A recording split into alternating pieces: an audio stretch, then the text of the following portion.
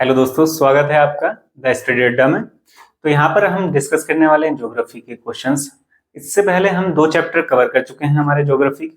आज हम 3rd chapter जो ड्रेनेज है, चैप्टर का नाम है ड्रेनेज, तो आज हम इसी को डिस्कस करने वाले हैं। एनसीईआरटी में जो भी आपके क्वेश्चंस दिए गए हैं उसी को हम यहाँ पर डिस्कस करेंगे, और बच्चों को जो भी प्रॉब्लम आती है उन क्वेश्चन से रिलेटेड आप कमेंट बॉक्स में कमेंट भी कर सकते हैं। वरना आप जब ये वीडियो कवर कर लेंगे एक बार, तो आपकी जितनी भी क्वेरीज होंगी वो आपकी सॉल्व हो जाएंगे। तो आइए शुरू करते हैं हम अपनी क्लास। तो इसमें जो है फर्स्ट क्वेश्चन पे चलते हैं। फर्स्ट क्वेश्चन दिया हुआ है, in which of the following states is the Wular lake. Wular lake के लिए पूछा गया कि वुलर लेक कहां पर है। वुलर लेक इन स्टेट्स में से किस स्टेट्स में है? राजस्थान में है, पंजाब में है, उत्तर प्रदेश में है, जम्मू कश्मीर में है। तो बताइए कौन से स्टेट में है। वुलर लेक जो है हमारी किस स्टेट में है? जम्मू कश्मीर में है। तो वुलर लेक जो है जम्मू कश्मीर के अंदर है। तो वुलर लेक हमारे जम्मू कश्मीर में है। जम्मू कश्मीर कहाँ है? जम्मू कश्मीर देखिए अभी आपको पता होगा यूटी में चेंज हो गया है, स्टेट नहीं है। तो ये जो इसकी बाउंड्रीज हैं ये जम्मू कश्मीर की बाउंड्रीज हैं। तो इसी के अंदर क्या है? वुलर लेक है। तो साथ साथ हमें ज्योग्राफी के स्टूडेंट होने के नाते हमें जो है ये याद रखना है कि हम मैप के साथ प्रैक्टिस करें। जो भी लोकेशन बताई गई है उसे मैप के साथ जो है देखते हुए चलेंगे। तो यहाँ पर ये वुलर लेक जो है हमारी जम्मू कश्मीर में। सेकंड क्वेश्चन है हमारा, the river Narmada has its source. तो जो नर्मदा रिवर है उसका सोर्स पूछा है, यानी वो कहाँ से निकलती है, कहाँ से स्टार्ट होती है? सतपुड़ा से, अमरकंटक से, ब्रह्मगिरी से, या फिर स्लोप्स ऑफ वेस्टर्न घाट। तो इसके लिए अगर हम स्टेट भी हमें याद होगा कि किस स्टेट से स्टार्ट होती है। पहले हम देखें मैप में, तो ये आपका एमपी है, ये जो पार्ट है ब्राउन में ये एमपी है, और ये महाराष्ट्र है, और ये गुजरात है। तो जो नर्मदा रिवर है वो हमारी एमपी से निकलती है, एमपी से स्टार्ट होती है। यहाँ पर भी दिया हुआ है, तो एमपी से स्टार्ट होती है। तो हमारी जो नर्मदा रिवर है मेनली कहाँ से स्टार्ट होती है? अमरकंटक। और अमरकंटक कहाँ पर है? अमरकंटक है हमारा एमपी यानी मध्य प्रदेश। मध्य प्रदेश से स्टार्ट होती है, उसके बाद गुजरात में एंटर करके फिर ये वेस्टर्न घाट जो है, वेस्टर्न घाट नहीं, हमारा जो वेस्ट में अरेबियन सी है वहां पर जाकर गिरती है। तो ये जो है इसमें जो है एक क्वेश्चन और भी बन सकता है कि कौन सी जो रिवर्स हैं जो कि हमारी वेस्ट में, जो इंडिया के वेस्ट में जो है ये अरेबियन सी में गिरती हैं। यहाँ से जो है आपका एक क्वेश्चन ये भी क्लियर हो जाएगा कि एक तो आपकी नर्मदा रिवर है, और आगे जो क्वेश्चन डिस्कस करेंगे उससे आपको और क्लियर होगा, उसमें जो आपकी सेकेंड रिवर का भी नाम आएगा। नेक्स्ट क्वेश्चन है, which of the following lakes is salt water lake. यानी जो है खारे पानी की झील, साल्ट वाटर लेक कौन सी है? सांबर, वुलर, डल और गोविंद सागर। देखिए वुलर का भी हमने पढ़ा कि ये कहाँ पर है? जे&के में। सेम जो है डल झील भी जो है वो भी कहाँ पर है? जम्मू कश्मीर में ही है। तो ये दोनों जो है आपकी मीठे पानी की झील हैं। तो अब जो है गोविंद सागर जो लेक है ये जो है सॉल्ट वाटर लेक ये भी नहीं है। तो जो सांबर लेक है, सांबर लेक जो है हमारी सॉल्ट वाटर लेक है। अब ये है कहाँ पर? ये है हमारे राजस्थान में। ये राजस्थान के अंदर है। राजस्थान के अंदर कौन सी लेक है?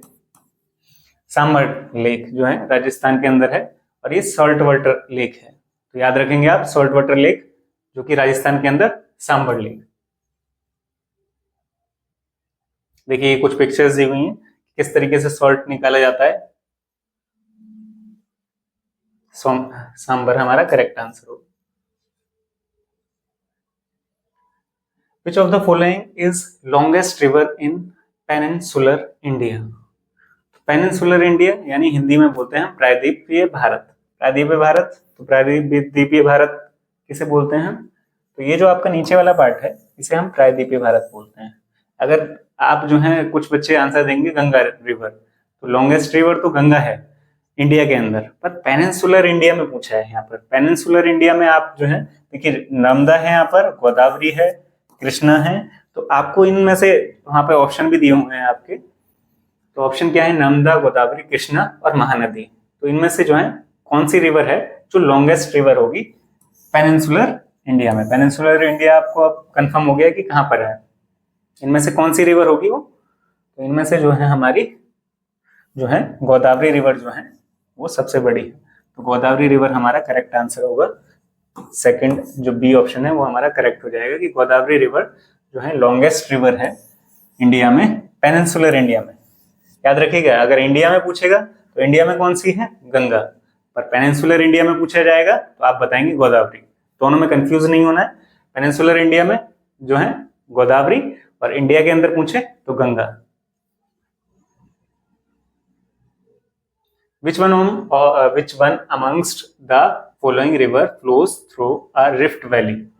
देखिए यहाँ पर रिफ्ट वैली का मीनिंग समझना जरूरी है कि रिफ्ट वैली आखिर होती क्या है। तो एक आपको इमेज दिखाता हूं मैं।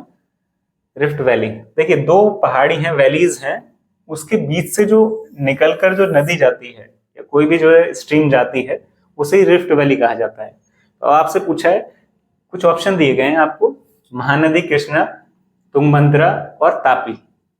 आपको बताना है इनमें से कौन सी जो है रिवर जो कि रिफ्ट वैली से निकलती हुई जाती है, फ्लोज होती है रिवर। तो महानदी, कृष्णा, तुंगभद्रा या तापी।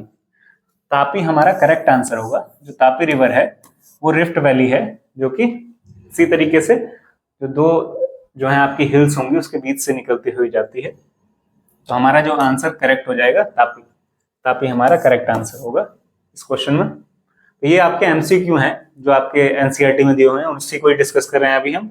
आगे क्वेश्चंस को भी डिस्कस करेंगे। नेक्स्ट क्वेश्चन है, what is meant by a water divide.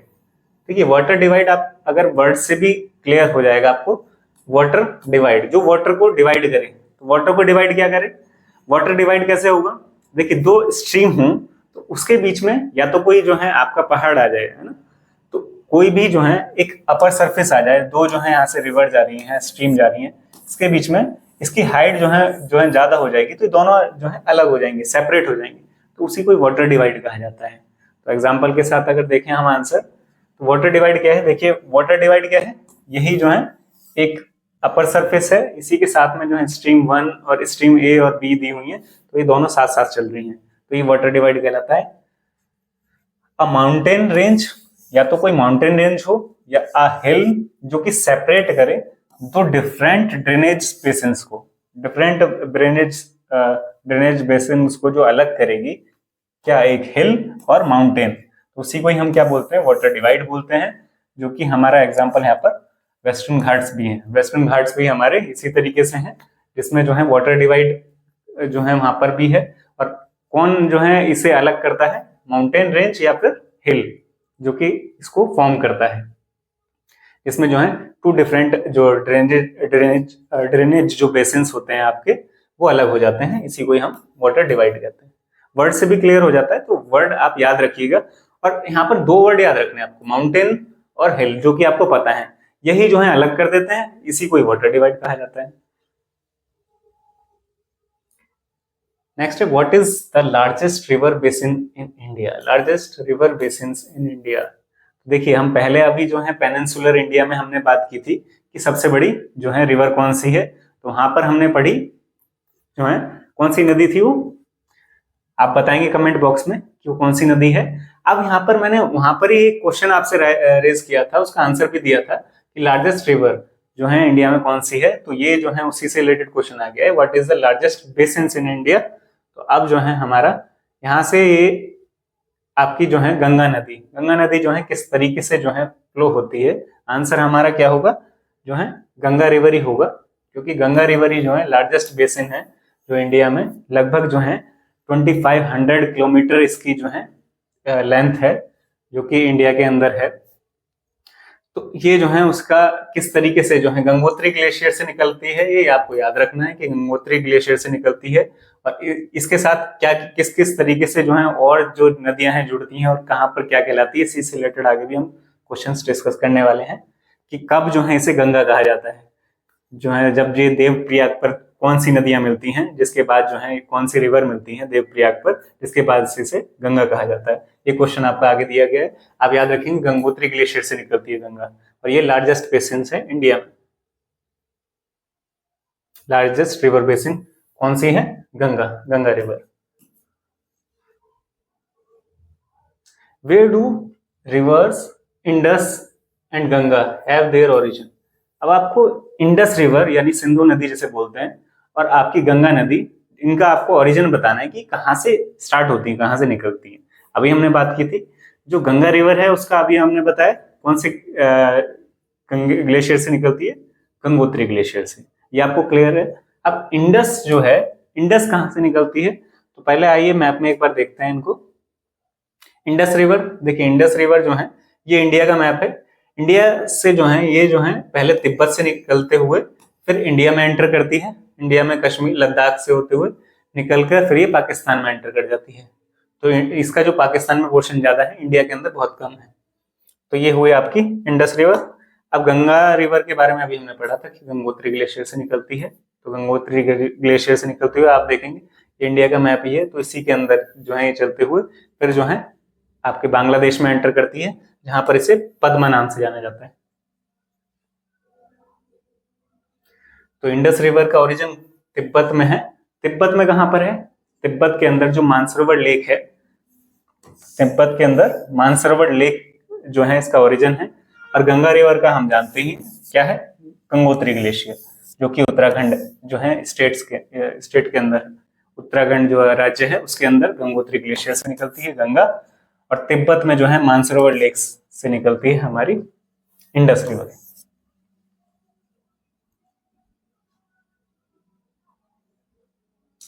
Name the two head streams of Ganga, where do they meet to form Ganga. अभी जो हम क्वेश्चन बात कर रहे थे जिसमें जो है कौन सी जो दो रिवर हैं जिनके मिलने के बाद जो है गंगा गंगा कहलाती है, और कहां पर ये जो है संगम होता है, कहां पर मिलती है ये गंगा। तो आइए फिर दोबारा से चलते हैं किस तरीके से जो है, देखिए ये जो नदी पीछे से आ रही है, ये जो पीछे से आ रही है ये जो है नदी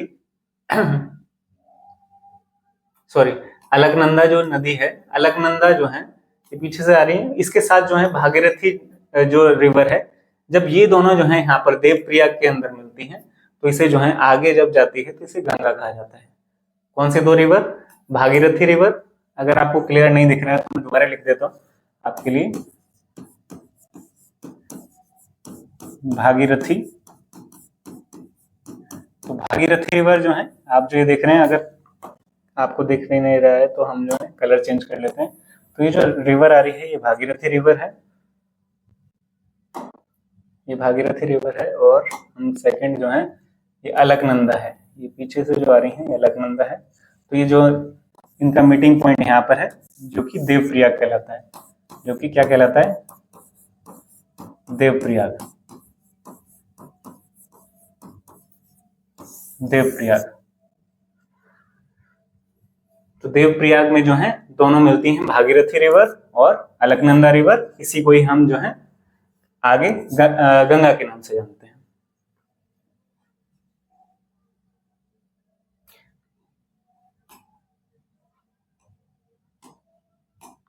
तो अलकनंदा और भागीरथी जो है दो हेड स्ट्रीम्स हैं, अलकनंदा और भागीरथी, ठीक है, गंगा की, जो मिलती हैं कहां पर मिलती हैं, देवप्रयाग में।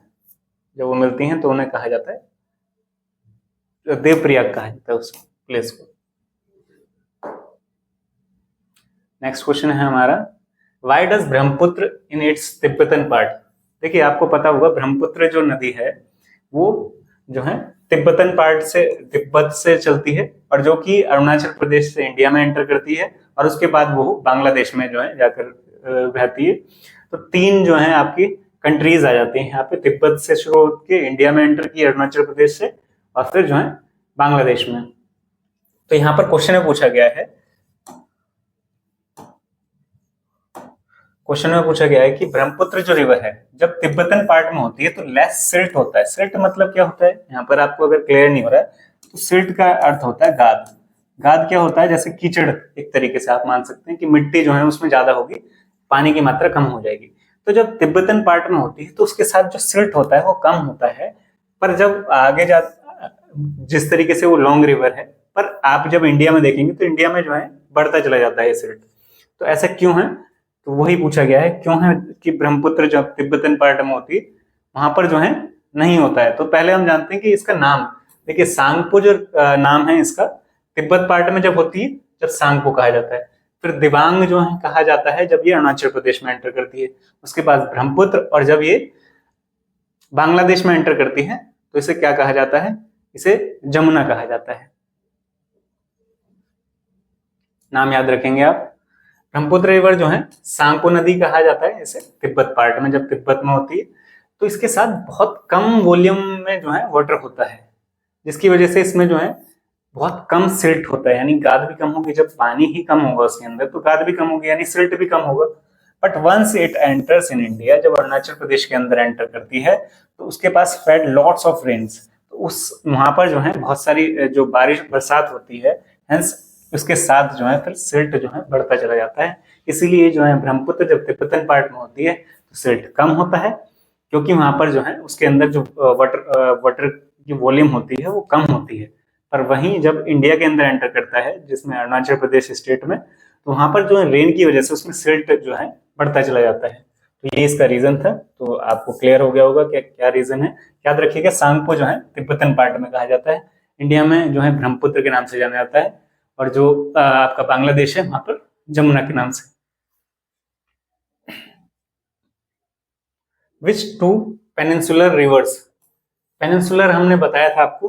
पेनिनसुलर इंडिया जो हमारा साउथ वाला पार्ट है, जो नीचे वाला पार्ट है उसे पेनिनसुलर इंडिया बोलते हैं। उसमें जो है वो ट्रफ से क्यों निकलती हैं, फ्लो थ्रू ट्रफ।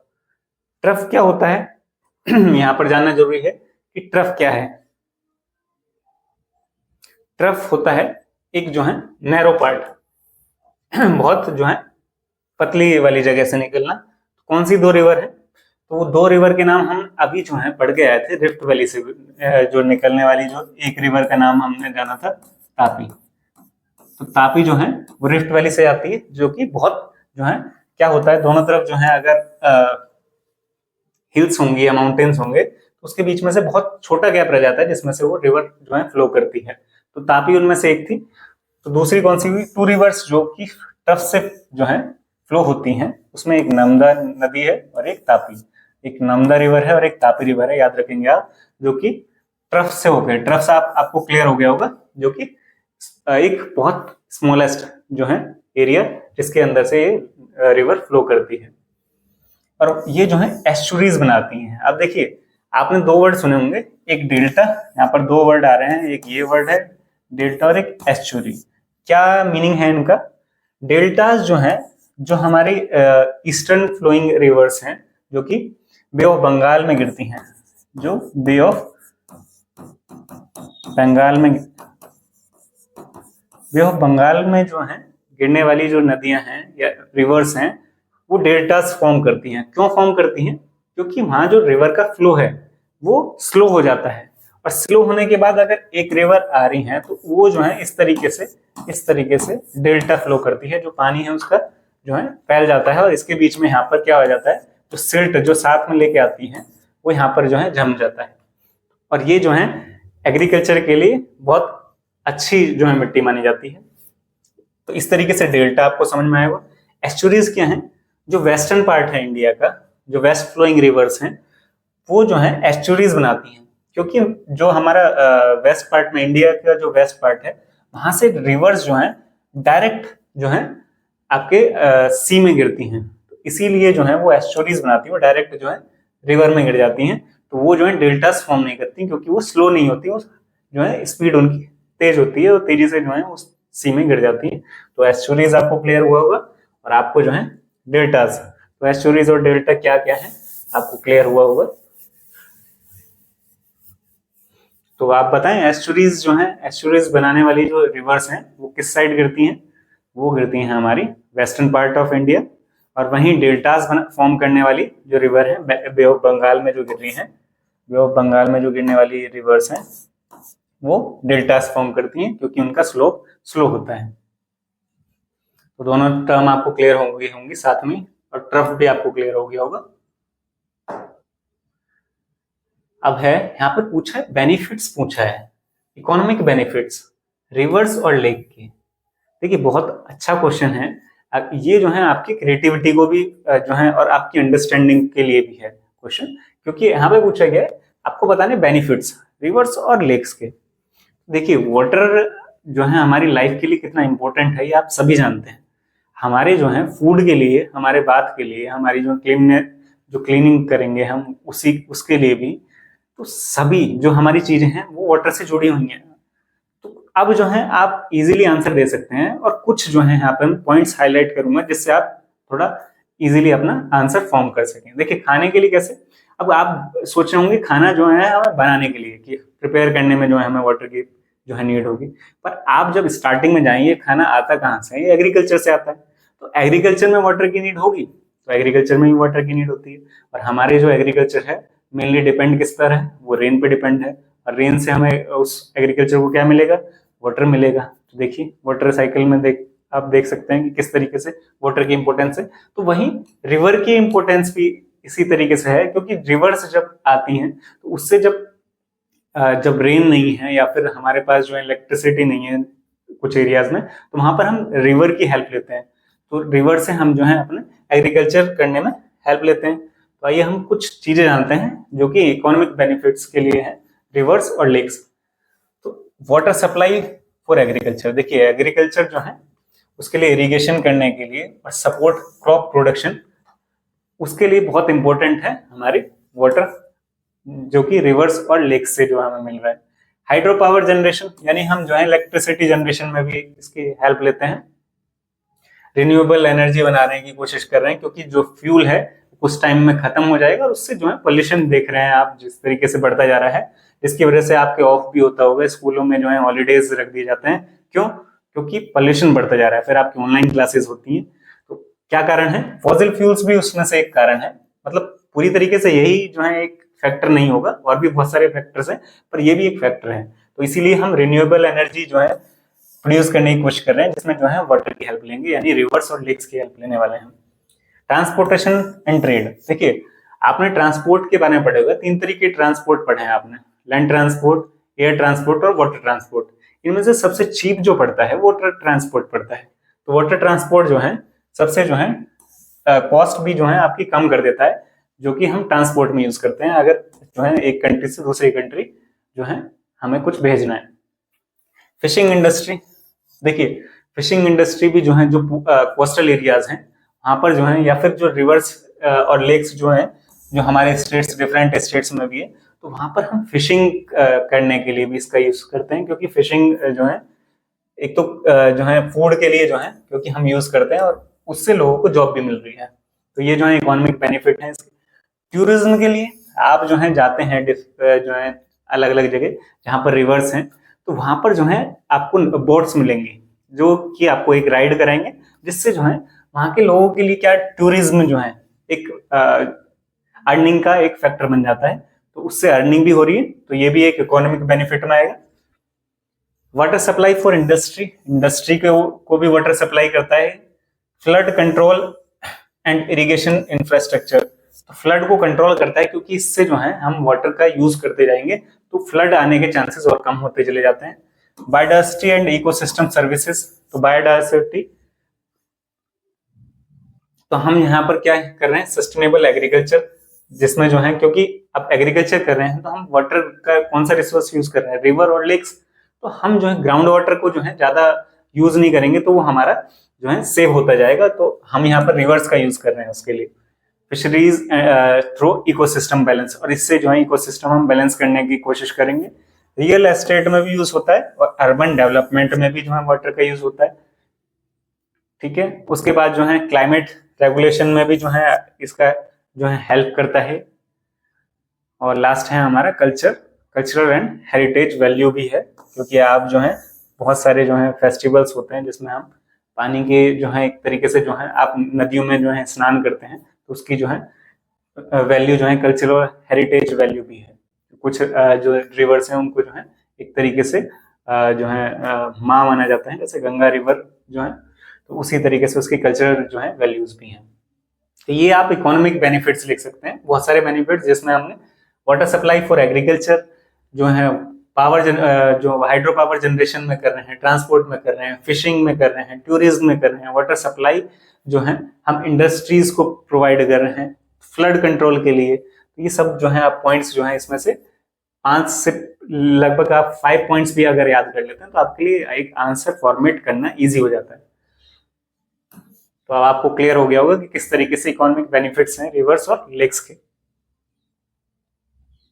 यहाँ पर जो है आपको कुछ जो है लेक्स के नाम दिए गए हैं। इसमें से पूछा है कि इसमें जो है नेचुरल कौन सी है और ह्यूमन बींग्स ने कौन सी जो है क्रिएट की हैं। तो आपको लेक्स के बारे में बताना। देखिए वूलर के बारे में पढ़ा, वूलर। अब जो है यहाँ पे मैं जो नेचुरल है उसको एन से डिनोट कर देता हूँ और ह्यूमन वाली को एच से। तो ये जो है वूलर जो है नेचुरल है जो कि आपके जम्मू एंड कश्मीर में है। डल भी जो है नेचुरल है जो कि जम्मू कश्मीर में है। नैनीताल जो है ये भी जो है नेचुरल है। भीमताल ये सब आपके उत्तराखंड में मिलेंगे जितने भी ताल हैं। गोविंद सागर ये भी जो है नेचुरल नहीं है, ये जो है मैन मेड है। फिर आपका लोकटक, लोकटक झील भी नेचुरल है। बारापानी भी नेचुरल है। चिल्का भी नेचुरल है। सांभर भी नेचुरल है। अब निजाम सागर जो है ये भी ह्यूमन मेड है और राणा प्रताप सागर ये भी ह्यूमन मेड है। नागार्जुन सागर ये भी ह्यूमन मेड है और ये जो आपका हीरा कुंड है ये भी ह्यूमन मेड है। पुलिकट जो है नेचुरल है। तो ये जो है इसमें से आप देख सकते हैं निजाम सागर, नागार्जुन सागर, राणा प्रताप सागर और हीरा कुंड, ये जो 4 आपके लेक्स हैं ये ह्यूमन मेड है, यानी ह्यूमन बींग्स ने क्रिएट की हैं ये लेक्स, और सभी जो हैं वो आपकी नेचुरल है। तो आगे चेक भी कर लेते हैं हम नेचुरल लेक्स कौन सी है। वूलर नेचुरल है, डल नेचुरल है, हम इसकी बात कर चुके हैं कि नेचुरल में वूलर है, डल भी है, और नैनीताल, भीमताल, चिल्का, पुलिकट, सांबर, बारापानी, लोकटक ये सभी जो है नेचुरल हैं।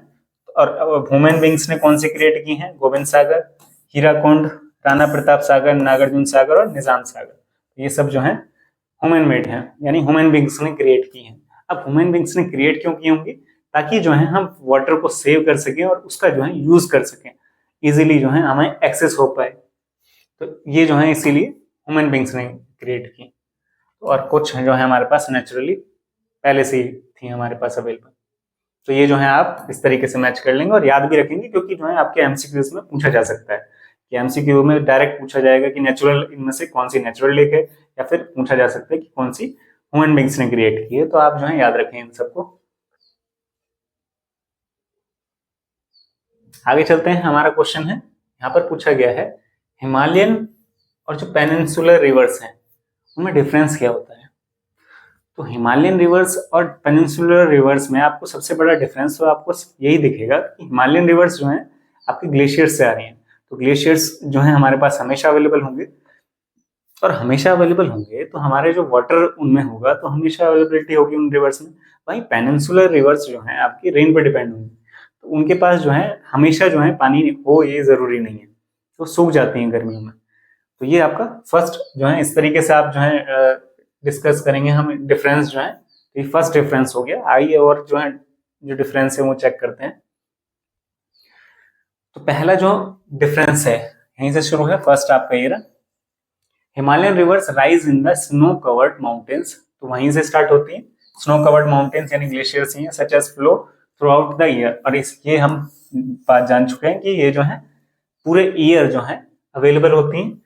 The mountains in which Deccan rivers rise are not snow covered। और वहीं जो है जो आपकी पेनिनसुलर एरियाज में है या डेक्कन रिवर्स हैं, तो वो जो है डेक्कन रिवर्स क्यों कहा गया? क्योंकि डेक्कन प्लेटू पड़ता है साउथ में पेनिनसुलर एरिया में, तो इसीलिए उसको डेक्कन रिवर्स बोल दिया है। तो वो जो है स्नो कवर्ड नहीं होती हैं, तो ये जो है समर में जो है ड्राई हो जाती है, यानी सूख जाती है। तो ये आपका पहला हो गया आपका डिफरेंस। सेकेंड डिफरेंस क्या है?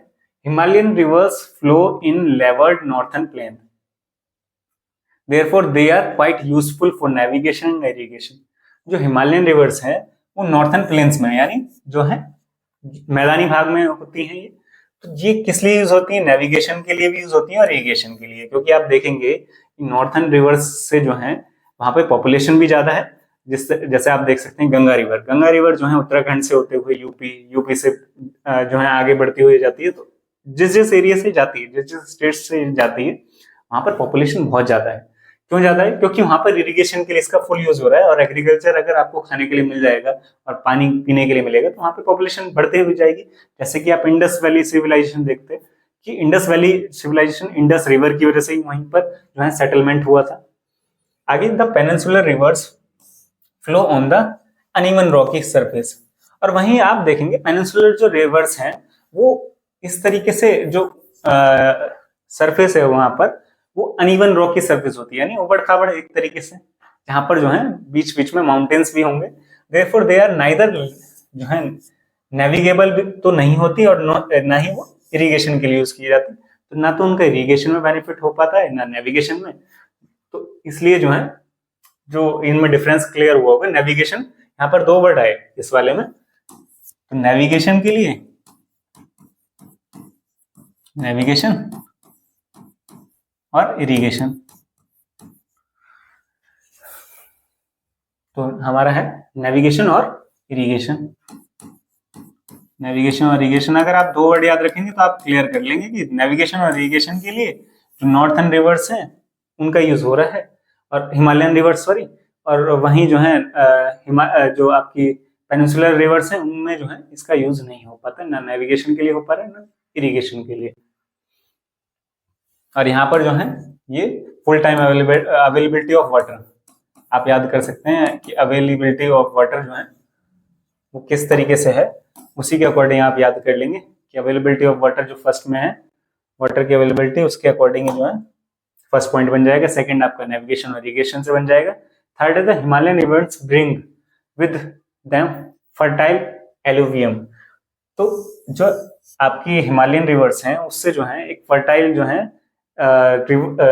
एलुवियम का फॉर्मेशन होता है, जो कि आपकी एग्रीकल्चर के लिए बेनिफिट देता है।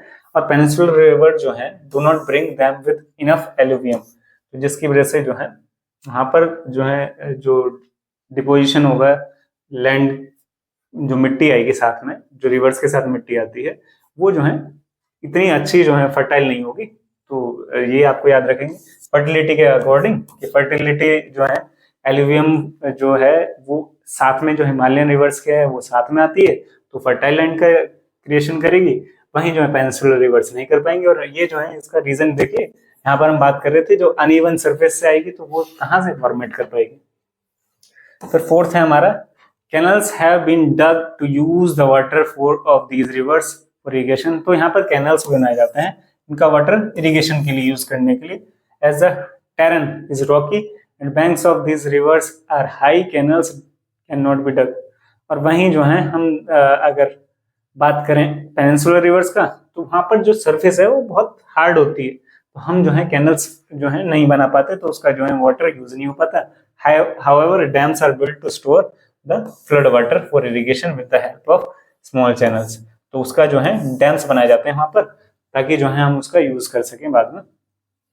नेक्स्ट है point, many important towns and centres of trade are situated on the bank of this river. तो बहुत सारे टाउन्स और सेंटर्स आपको दिखेंगे जो कि आपको हिमालयन रिवर्स के ऊपर दिखेंगे, और वहीं जो है आपको जो पेनिनसुलर जो रिवर्स हैं उनमें जो है टाउन्स और सेंटर्स आपको बहुत कम दिखाई देंगे। लास्ट है हमारा porous soil absorbs a lot of water which is later on used as ground water by digging wells and tubewells for domestic irrigation. तो अगर हम यहाँ पर पोरियस सॉइल होती है, जो हिमालयन रिवर्स हैं जहां से फ्लो करती हैं, तो पोरियस सॉइल क्या होगी, उसके बीच में जो है होल्स होंगे, तो वो जो है धीरे धीरे जो है हमारा ग्राउंड वाटर इंक्रीज होता जाता है, जिससे हम बाद में जो है यूज कर पाते हैं, हम एज ए जो है ग्राउंड वाटर यूज कर पाते हैं। वहीं जो है हम जो पेनिनसुलर रिवर्स है उसमें इस तरीके का नहीं हो पा रहा है। क्यों नहीं हो पा रहा है? क्योंकि वो सरफेस जो है वो हार्ड है। अगर सरफेस हार्ड होगी तो उसका यूज नहीं हो पाएगा। तो अब जो है ये 6 पॉइंट्स हैं, आप याद कर सकते हैं। फर्स्ट है अवेलेबिलिटी ऑफ वाटर। मेरे साथ आप जो है एक बार अगर आपके पास कॉपी है तो आप नोट भी कर सकते हैं कि अब फर्स्ट जो है हम अगर डिफरेंस, क्योंकि बहुत अच्छा क्वेश्चन है, 3 मार्क्स में पूछा जा सकता है, आपसे 5 मार्क्स में भी पूछा जा सकता है, और हो सकता है कि कंफर्म आ भी जाए। क्वेश्चन बहुत अच्छा है। तो फर्स्ट है आपका अवेलेबिलिटी ऑफ वाटर के अकॉर्डिंग कर देंगे आप कि वहां जो है स्नो कवर्ड माउंटेन्स है, जिसकी वजह से जो है अवेलेबिलिटी ऑफ वाटर हमेशा रहती है हिमालयन रिवर्स में, और डेक्कन रिवर्स में जो है वो सूख जाती है क्योंकि वहां पर जो है स्नो कवर्ड माउंटेन्स नहीं है। सेकंड जो है हम नेविगेशन और इरिगेशन के अकॉर्डिंग बात करेंगे कि हिमालयन रिवर्स का जो है नेविगेशन के लिए भी और इरिगेशन के लिए भी यूज किया जाता है, वहीं डेक्कन रिवर्स का नहीं किया जाता, यानी पेनिनसुलर रिवर्स का नहीं किया जाता। थर्ड पॉइंट में हम फर्टिलिटी ऑफ सॉइल की भी बात करेंगे कि जो हिमालयन रिवर्स से जो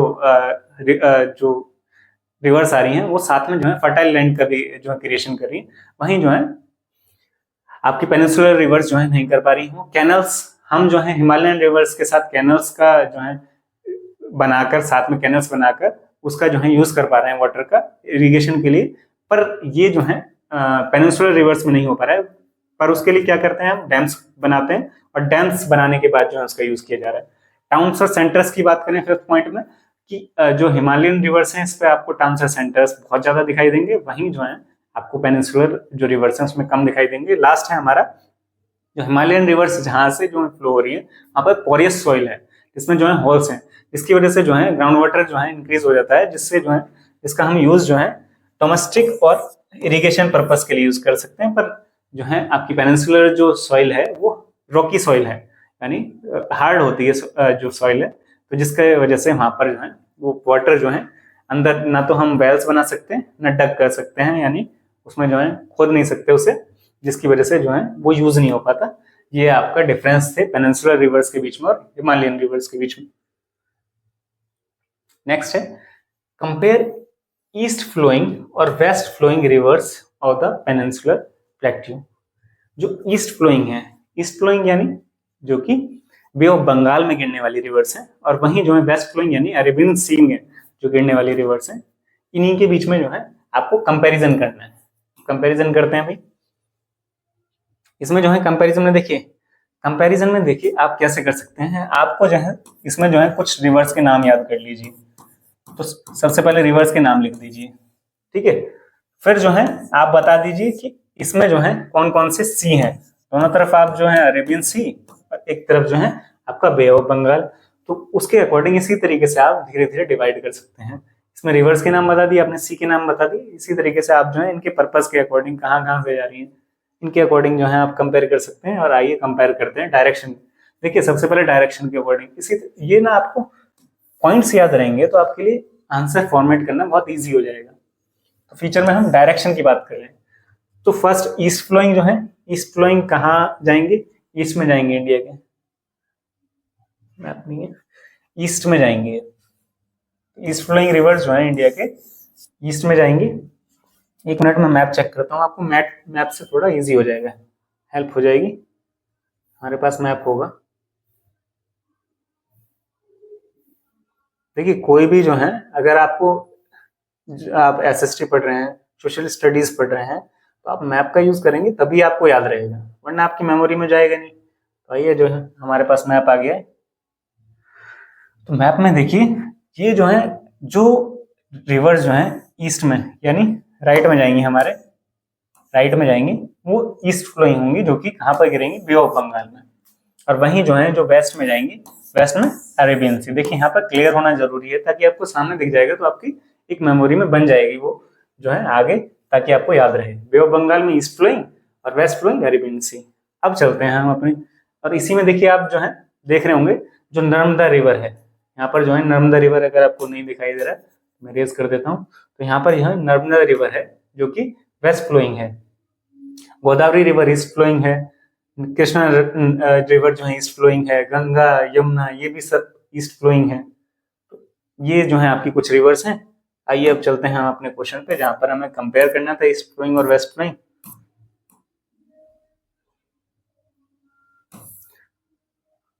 ये आ गए हम अपने क्वेश्चन पे वापस।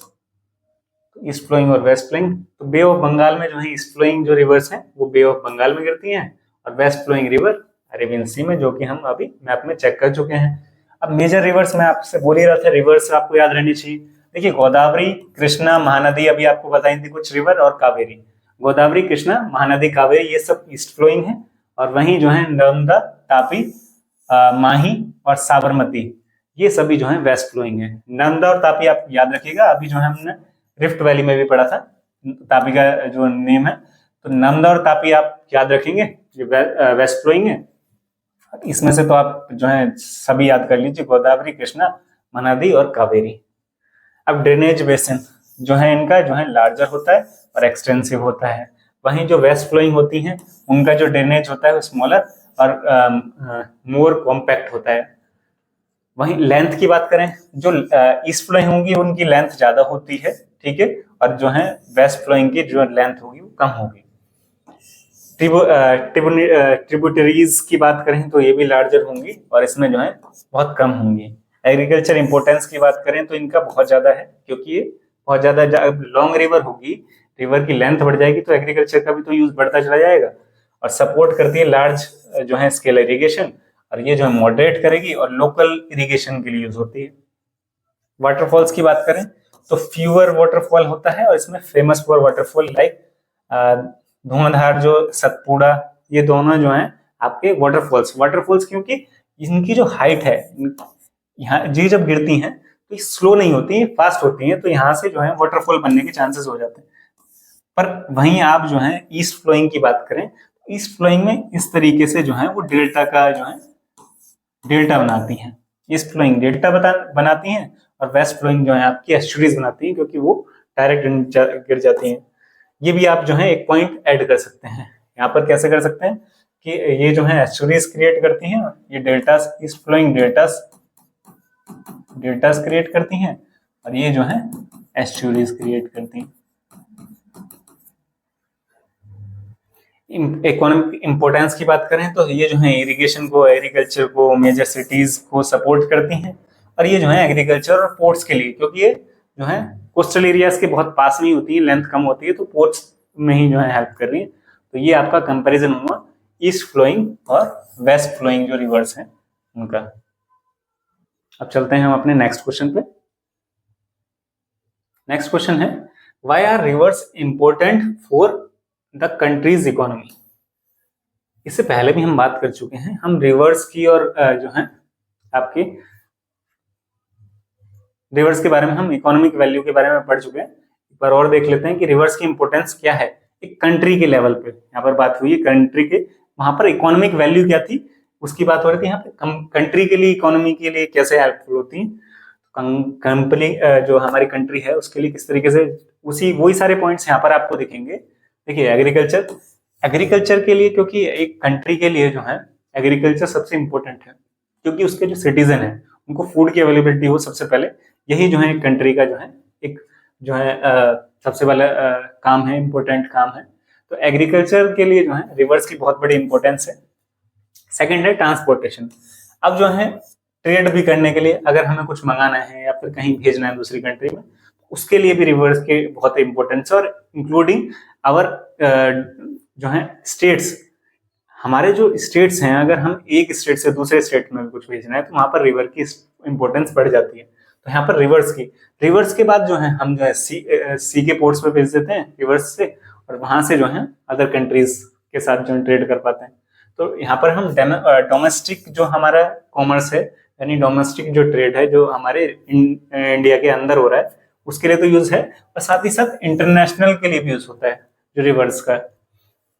एनर्जी जनरेशन, जैसे हाइड्रो इलेक्ट्रिक पावर, जो कि पानी से जो है हम वाटर से जो है इलेक्ट्रिसिटी जनरेट कर रहे हैं, जो कि हम कोशिश कर रहे हैं ताकि जो है फॉसिल फ्यूल की वजह से जो पॉल्यूशन हो रहा है और उनको भी जो हम सेव कर सके और सस्टेनेबल डेवलपमेंट की तरफ बढ़ सके, रिन्यूएबल एनर्जी क्रिएट कर सकें, जिसमें जो है हम वाटर का यूज कर रहे हैं, यानी हम रिवर्स का यूज कर रहे हैं। फिशिंग इंडस्ट्री, आप जो है साउथ इंडिया में देख सकते हैं किस तरीके से जो है फिश जो है सबसे बड़ी मार्केट है फिश की, क्योंकि वहां पर जो पोर्ट्स पे जो है फिशिंग जो है एक जो है आपका एक रोजगार के तौर पे भी देखा जाता है, जिसमें जो है मार्केट होती है बड़ी बड़ी फिशिंग के लिए। नॉर्थ इंडिया में भी होती है, साउथ इंडिया में बहुत ज्यादा जो है जॉब्स क्रिएट करती है और फूड की सिक्योरिटी भी आपकी बढ़ाती है।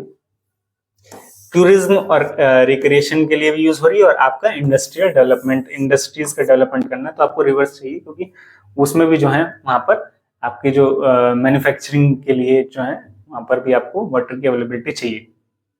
तो ये जो है आपकी जो है रिवर की इंपॉर्टेंस है, एक इकोनॉमिक इंपॉर्टेंस है जो कि एक कंट्री के लिए है। तो याद रखेंगे एग्रीकल्चर, ट्रेड के लिए, आपके ट्रांसपोर्टेशन के लिए, एनर्जी जनरेशन के लिए, फिशिंग इंडस्ट्री, टूरिज्म के लिए और इंडस्ट्रियल डेवलपमेंट के लिए। अब मैप्स में पूछा गया था, ये आपको मैप में जो है शो करना है, गंगा, सतलुज, दामोदर, कृष्णा, नर्मदा, तापी, महानदी और ब्रह्मपुत्र, ये सभी जो है आपको मैप पे शो करनी थी। देखिए, तो ये जो है हमने यहाँ पर वुलर लेक, वुलर हमने पहले ही बात की थी कि कश्मीर में पड़ती है, तो वुलर लेक यहाँ पे पड़ती है। ये सतलुज रिवर है। सतलुज रिवर किस तरीके से जा रही है, सतलुज रिवर का है, सतलुज रिवर भी पाकिस्तान में जा रही है। सांबर लेक राजस्थान के अंदर है, तो सांबर लेक को आपको यहाँ पर, सांबर लेक है ये, अगर आपको नहीं दिख रहा है तो सांबर, ये सांबर लेक है। रिवर गंगा आपको पता है उत्तराखंड से निकलते हुए, गंगा जो है ये गंगा है, ये गंगा का एरिया है। गंगा जो है निकलते हुए जो है बांग्लादेश में जो है एंटर करती है। रिवर दामोदर, दामोदर रिवर जो है, दामोदर, दामोदर है ये रिवर। ये महानदी, महानदी, महानदी। चिल्का लेक कहाँ है, उड़ीसा के अंदर है चिल्का लेक। ये तापी और महानदी, तापी और महानदी आपको बताया था कि ये जो है वेस्ट फ्लोइंग है, तो नीचे जो है तापी है, ऊपर जो है यहाँ पर, सॉरी नर्मदा, नर्मदा रिवर। यहाँ पर जो है ये जो रिवर है ये कृष्णा रिवर है, कृष्णा रिवर है। तो ये सभी जो है ब्रह्मपुत्र रिवर आपको पता ही है अरुणाचल प्रदेश से एंट्री करती है, तो ये जो है आपकी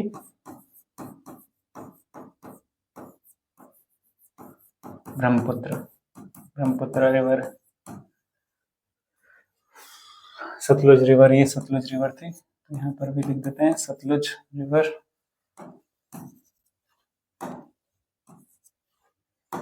और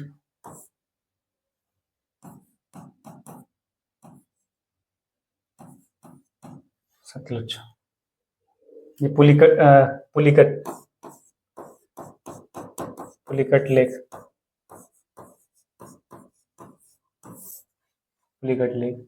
यहाँ पे चिल्का लेक थी, ये चिल्का लेक है उड़ीसा के अंदर। तो ये सभी जो है आपकी लेक्स और रिवर्स की जो है आप मैप में शो करने के लिए, देखिए मैप में शो करने के साथ साथ हम मैप क्यों लेके चल रहे थे हर क्वेश्चन में, इसीलिए ताकि जो है आप, जब आपका 5 मार्क्स का एक मैप आता है, जिसे जो है आप इजीली फिल कर पाए, और साथ ही साथ आपको जो है उस प्लेस से जो है ये याद रहे, में एक मेमोरी बन जाए आपकी आगे के लिए भी, अगर आप 10th में पढ़ेंगे तो, ताकि आपको याद रहे कि ये जो है प्लेस कहाँ पर जो है सिचुएटेड है। तो ये सभी जो है आपकी लेक्स और रिवर्स की थी। ये जो है आज की हमारी क्लास थी, जिसमें हमने जो है चैप्टर 3 जो है ड्रेनेज जो है कंप्लीट किया है। तो आगे जो है आप इसी तरीके से हमारे साथ जुड़े रहिए द स्टडी अड्डा के साथ, और देखते रहिए हमारी ये वीडियोस को, और अपने फ्रेंड्स के साथ भी शेयर करें अगर आपको वीडियो पसंद आ रही है। और आप जो है अगर कुछ चाहते हैं जो आपके इसी सीरीज में ऐड किया जाए, तो आप कमेंट बॉक्स में कमेंट कर सकते हैं। कोई क्वेश्चन में आपको और प्रॉब्लम हो, जैसे आपको लगे कि उसका जो है सॉल्यूशन हमें दोबारा मिलना चाहिए, या कोई क्वेश्चन क्लियर ना हो रहा हो, तो आप जो है कमेंट बॉक्स में लिख सकते हैं उस क्वेश्चन। इसी तरीके की जो वीडियोस हैं आपको मिलती रहें, इसके लिए हमारे चैनल को सब्सक्राइब कर लें, हमारे टेलीग्राम ग्रुप के साथ भी जुड़ें, और जो है हमारे व्हाट्सएप चैनल के साथ भी जुड़ें, और चैनल को सब्सक्राइब करके रखें, नोटिफिकेशन ऑन करके रखें, ताकि आपको आने वाली जो वीडियोस हैं उनकी नोटिफिकेशन मिलती रहे। Thank you guys.